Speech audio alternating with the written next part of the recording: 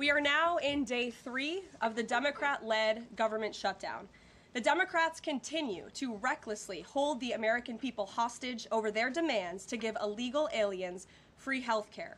Republicans are fully unified behind passing nonpartisan clean funding bill, the exact same bill that Democrats approved back in March to reopen the federal government.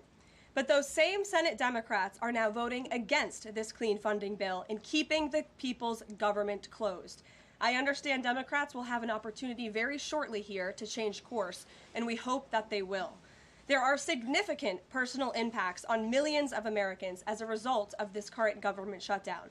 The 1.3 million men and women of America's Army, Navy, Air Force, Marine Corps, Coast Guard, and Space Force who serve honorably and put their lives on the line to defend us all are not being paid.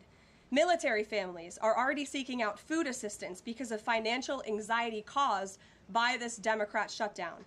According to new reporting from the Military Times, staff members at the Armed Services YMCA food pantry distribution location near Fort Hood in Texas found a line of military families stretched around the side of the building yesterday at 5 in the morning.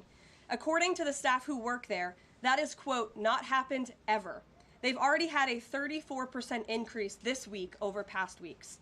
President Trump and Republicans fundamentally believe we have a sacred responsibility to protect and provide for our military families with the resources they need to thrive. If Democrats believe in this very simple premise too, they should end this shutdown immediately. Unfortunately, the severe impacts of the Democrat shutdown extend beyond our troops. Nearly 7 million mothers, infants, and low-income families who rely on government-run food assistance will be in jeopardy if the WIC program runs out of money in the weeks ahead. The more than 13,000 air traffic controllers who ensure that Americans fly safely in airports across the country are currently working without pay.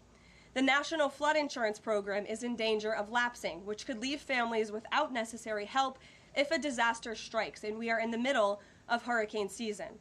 Critical services offered at Social Security field offices are reduced for senior citizens and disabled Americans. Helpful transition assistance programs are not being provided for veterans who fought to defend our country and are now trying to re-enter civilian life. The economic consequences of this shutdown are piling up every day. Policymakers, markets, and even the Federal Reserve are flying blind at a key juncture because BLS and BEA data are on hold until the government reopens. Democrats shutting down the federal government to give health care to illegal aliens could lead to lower growth and higher unemployment rates for Americans. According to a new memo from the Council of Economic Advisors, the U.S. economy could lose $15 billion of growth domestic product each week. Every single week, the Democrat shutdown extends, with a month-long shutdown leading to an additional 43,000 unemployed people. Small businesses are likely to encounter delays in receiving federal loans. Mortgage applications will likely shrink. And just this morning, Business Roundtable, an association of more than 200 CEOs of Americans' leading companies representing every sector of the U.S. economy, put out a statement urging Congress to pass the clean CR that will once again come before them in the Senate floor in just a few moments. Quote, a fully functioning government is essential for American businesses, workers, and consumers, while policymakers continue working on a full-year funding package and other pressing issues. Again, that is a quote from the Business Roundtable.